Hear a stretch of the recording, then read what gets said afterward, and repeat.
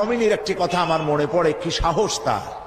ইমান আকীদা যাই থাকুক, আকীদার প্রশ্নে আমরা আপোস করব না, কিন্তু এই কথাটা তো বলতেই পারি। যখন আমেরিকা তাকে বলেছিল যে আমার দূতাবাস থেকে যে 56 জনকে গ্রেফতার করা হয়েছে আমেরিকান, এদেরকে ছেড়ে দাও, তা না হলে তোমার খাদ্য রসদ আমেরিকা থেকে যত সাহায্য যায় সব বন্ধ করে দেওয়া হবে। আয়াতুল্লাহ খমেনি জবাব দিয়েছিলেন আমেরিকান প্রেসিডেন্টকে, তুমি কারে খাবারের ভয় দেখাও? যেই জাতির বছরে 1 মাস না খাইয়া থাকা ফরজ, সেই জাতি তোমার খাবারের অপেক্ষা করবে? তোমার মতো কাফেরদের খাবারের কোনো পরোয়া আমরা করি। নবীনের একটি কথা আমার মনে পড়ে, কি সাহস তার! ইমান আকীদা যাই থাকুক, আকীদার প্রশ্নে আমরা আপোস করব না, কিন্তু এই কথাটা তো বলতেই পারি।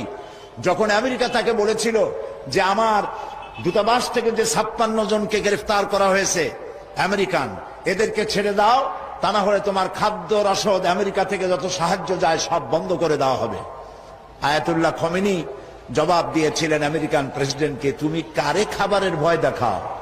যেই জাতির বছরে 1 মাস না খাইয়া থাকা ফরজ, সেই জাতি তোমার খাবারের অপেক্ষা করবে? তোমার মতো কাফেরদের খাবারের কোনো পরোয়া আমরা করি।